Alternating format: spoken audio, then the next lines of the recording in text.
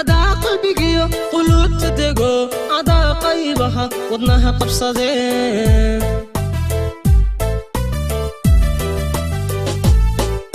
قعدي أجمدا عنده كقبتين قبوبي قبوبي سيدان قبوبي شنادي غرقرشي قبوبي قبوبي سيدان قبوبي شنادي غرقرشي قبوبي raadinta jacaylka waa shil sahlan oo aad naftaada gelinayso waxaad la kulmaysaa qof ku weyn naftaada oo ay doonayso inay waqti la qaadato markaasi haddii wax waliba si sax ah u dhacaan waxaad helaysaa jacayl dhab ah ee aad raadinaysay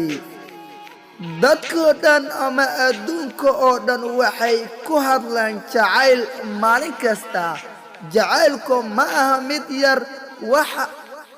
waa wax baaxad weyn oo ilaa hadda aan la arkin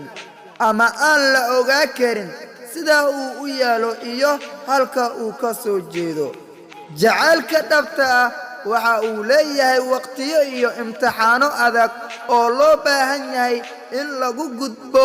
marka sida xaqiiqada ah loo hadlayo waa wax adag inaad naftaada ciqaabto adigoo ka fikirayo farxadda aad heli karto maalmaha ka mid ah jacaylka dhabta ah isagama yimaado ee waxaa jiro sababo horseeda inuu ka dhashto labada qof ee nolosha u diyaarsan in ay wadaagaan sida ugu dhow ee uu ku yimaado jacaylka waa in qof la joogta muddo sanado ah ama sida aad u ogaato una hubsato waxa aad haysato inuu yahay shaygii noloshaada u baahnayd ugu dambayntii jacaylka dhabta ah looma heli karo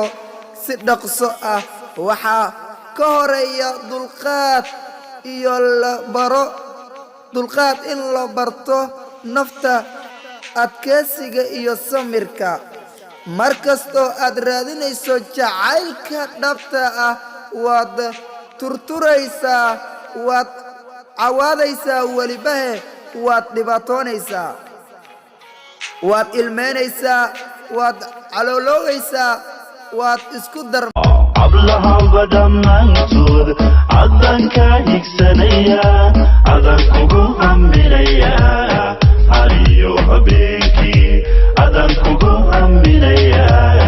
hariyo habeenkii ablahan badamaantood cadan ka higsanaya cadan kugu hambilaya hariyo habeenkii cadan kugu hambilaya